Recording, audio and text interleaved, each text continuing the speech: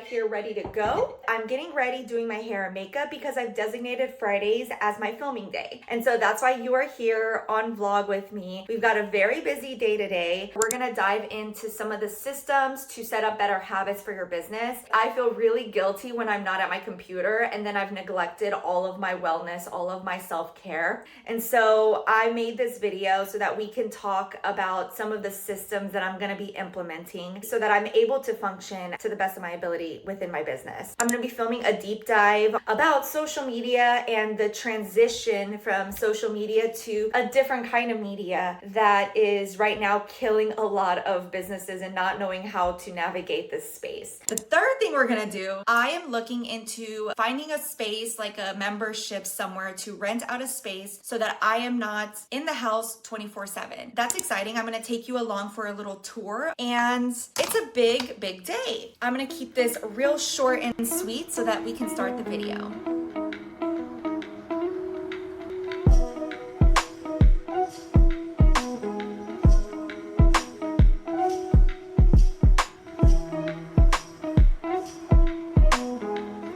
So as you can see, I am set up for filming a YouTube video. But before we do that, I want to dive in and give you a sneak peek at my schedule and the new system that I'm implementing for productivity. I think that the system is going to help you. There's maker's time and manager time. Maker's time is when you do that deep thinking, deep focused work. Usually it's creative work or it's anything that's going to move the business forward. It's something that just requires so much brain power and energy that you have to do it when you are at your peak high energy level. It is fluid, so you can put anything in there based on who you are and what your business requires. It's the first thing I do in the morning. Maker's time is really the biggest thing on my calendar. I devote like 4 hours to it, so 9 a.m. to 1 p.m. It could be sales work, it could be client work, creative work, process work. It's when you are prioritizing that and you're not allowing phone calls or other tasks to come in and ruin that time period. I do have a couple pockets of maker's time from 2 to 4, Mondays and Wednesdays. Those can be very fluid and usually I would reserve that for like client work because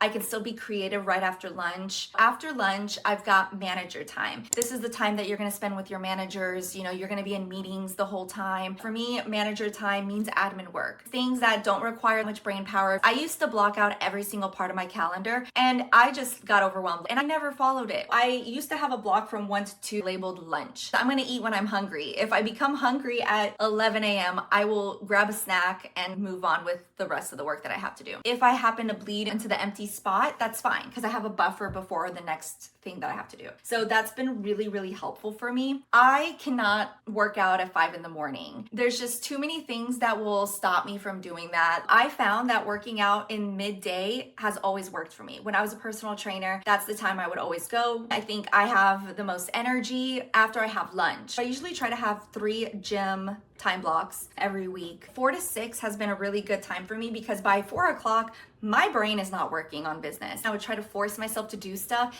and it never worked out well and I always felt like I wasn't really productive because at 4 o'clock, my capacity is so low. So I said that that was gonna be my gym time because at least I can force myself to get to a gym. And it kind of separates things in my day a little bit. So it's really helped me because then when I come back, I do some admin work. I can do a little bit of light editing or admin work, whatever that looks like. That will be for like an hour and a half before walking and dinner time and bedtime. Having Friday be a floater day. Some call this a CEO day. I call it my filming day. So that will take priority over everything. Friday, I have a little bit more energy. If I need to do something out of the house, I'll probably go do it. That way, Friday is a little bit more fun for me. And plus I have stuff to vlog, so I'm not sitting at my computer all day and boring you guys. That's kind of how I have established this. So the 3 things are maker's time and manager's time, gym block in the middle of the day to separate your day a little bit, and having gaps in your calendar. Instead of labeling every single little thing, have little gaps to where you can feel like you have overflow if needed. That has been a really good system so far. I was really struggling with feeling guilty. Like I'm at the gym and I should be doing something for the business. But now if I go to the gym, I'm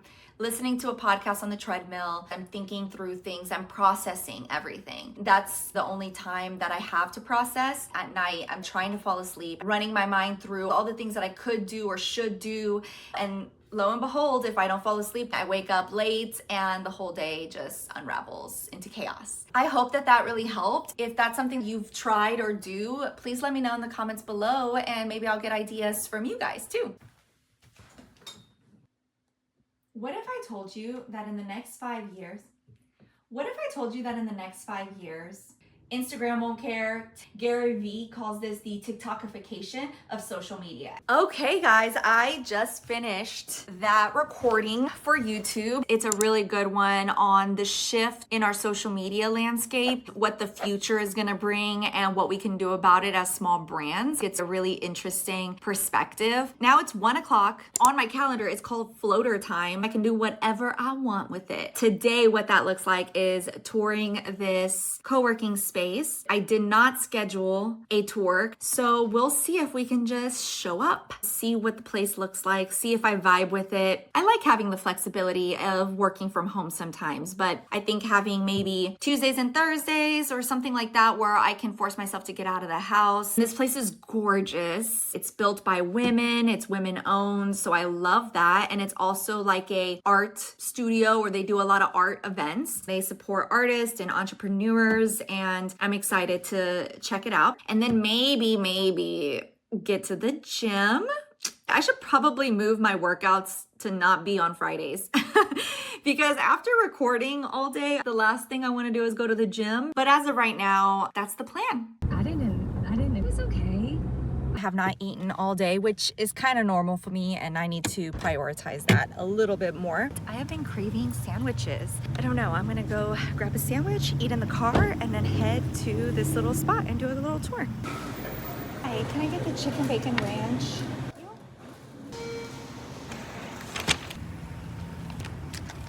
The golden opportunities. Accurate AI. Be the kind of bear that will eat you, kill you.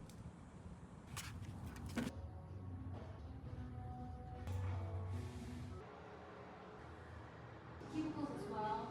We have complimentary snacks as well.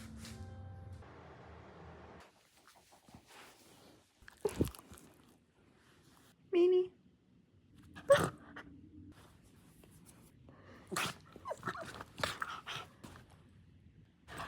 She was very, very excited that I was home. And I was only gone for like 2 hours, but I love that she misses me.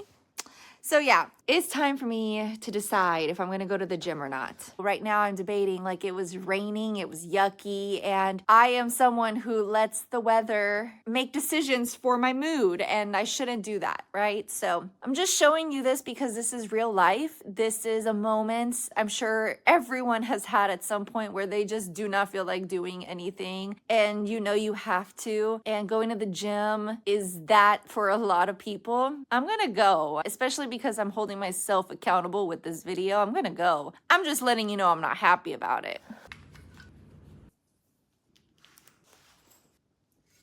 I'm glad I went to the gym after all. I'm gonna wrap up the video here, but before I do that, I was a personal trainer for 5 years before I decided to start my marketing agency. I think the important thing that I wanna highlight here is getting in the gym allows us to show up more within our own businesses.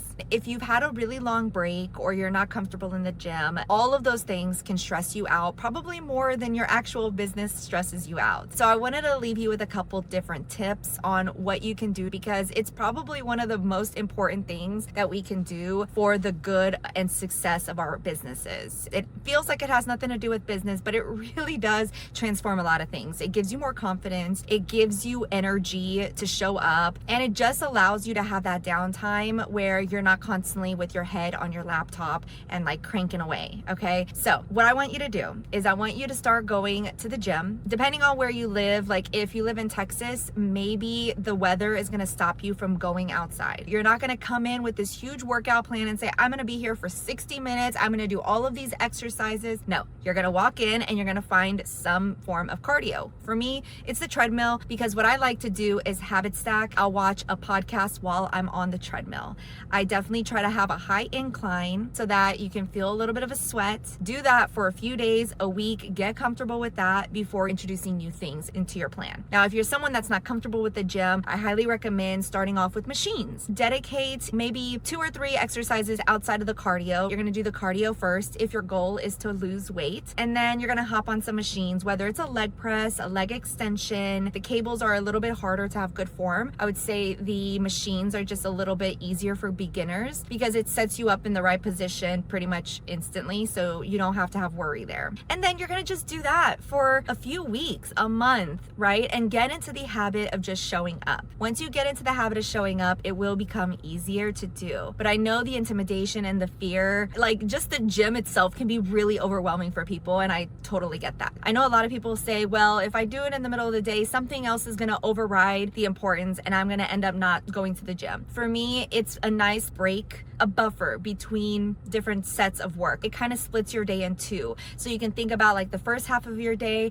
you're doing creative work or the work that makes the business move forward, right? The maker's time. The second half of the day, you do like your admin and CEO duties. You have that gym time to reset and reflect and get some energy and hit the ground running for the second half of the day. That's the plan for me. The most important thing, I didn't want to make this like a habit conversation because it really boils down to systems. Having the right systems in place will make the habits effortless, but the systems is what's going to allow you to have the step-by-step that you need to create those habits. I hope you enjoyed. Thank you so much for watching. Please go ahead and subscribe and follow along on this journey of me building my marketing agency, and I'll see you guys in the next video.